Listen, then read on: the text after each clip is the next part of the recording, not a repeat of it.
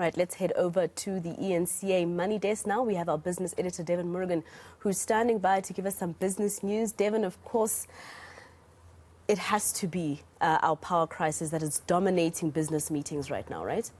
Indeed, and you mentioned something off air that, looking at the fact that we are on stage 3, the fact that electricity is costing more, or stage 6, I beg your pardon, and the fact that, we've got higher tariffs now after that eNCA announcement. What are the implications for businesses? Now, are we going to see that unemployment rate rise because we simply can't absorb more labour? So it's something to think about, really.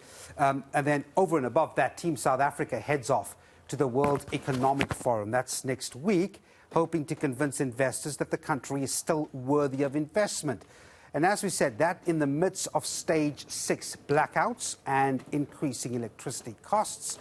Emerging market economist with Intellidex, Peter Attard Montalto, joins me now. Peter, thanks very much indeed for talking to us.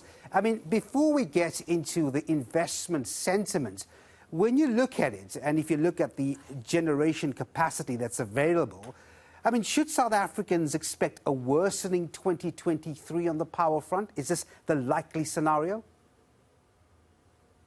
Unfortunately, yes.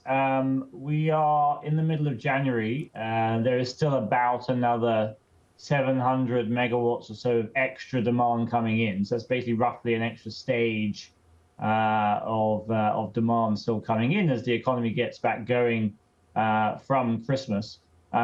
We have done some load shedding forecasting through this year based on normal cycles of demand and current levels of outages. And you reach up to stage 7 in July. You have a long period of stage 6 now through much of February as well. My big worry is that this is sort of normalized for big business, for rich households who can effectively go off-grid for all intents and purposes with battery packs and solar. We're going to be seeing a lot more of that now with a large tariff hike. Of course, this doesn't help your small SMME and your poorer households who can't afford that either. But there is a degree of resilience in the economy, but unfortunately it exacerbates levels of inequality with the amount of adaptation that we've seen from some in the economy. I mean, on that, the last 24 hours has seen everyone from residents to various sectors complain bitterly about the affordability of the tariff increase that we've just seen coming out from the regulator. I mean, when you look at it, how much of a threat is this economically? Because we can buffer that if you were a rich household, as you point out, in big business. But the economics of this country really depends on what's happening on the ground here. Well, it depends where you want to set your expectations, right? If you're happy with 1 to 2% growth, then there's no problem of load shedding, unfortunately, which sounds like a weird thing to say, but that's not where our expectations should be. That baseline would be rising debt to GDP, rising unemployment, rising inequality. That shouldn't be our baseline. Our baseline should be, 2.5%, 3%, 4% growth that we need to reduce unemployment. And for that, you're going to need to have secure electricity and cheap electricity. Someone should just probably tell, DMRE that this does exist and it is possible to get this stuff on grid. And particularly now with this rise, let's not forget that this rise in tariffs coming this year is up to 180 cents odd per kilowatt hour. You're able now to get gas and PV plus battery sets on the grid for 120 cents per kilowatt hour, which is clearly, where the future should be. Yeah. Peter, before I let you go, so you have the president telling us through his spokesperson yesterday that they are sitting on these crisis committee meetings, hoping to find some sort of a resolution. I mean, just ideally, what do you think are the type of discussions here? Because Celia is not giving us anything worthy, neither is Madupi. We've got a generation issue. I mean, is there a solution that's coming out in these meetings as you see it to feed the grid here? What's your take?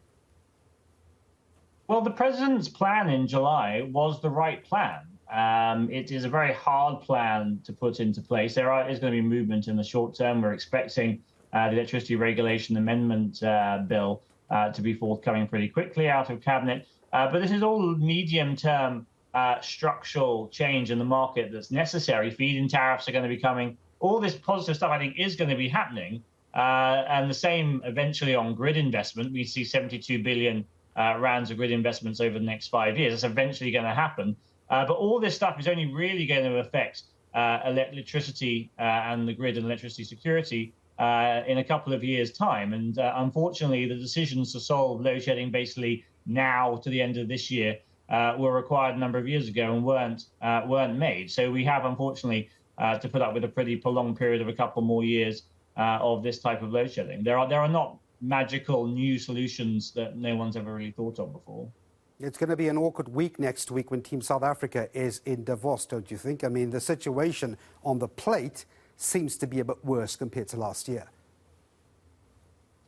Well, I mean, everyone's going to be wearing South African scarves as usual. It will all be well branded, I'm sure. But, you know, the business can come in South Africa. There can be FDI. The problem is that you are raising your costs because the discussions we have to have with FDI companies now is you have to basically assume you're off grid, install your own power.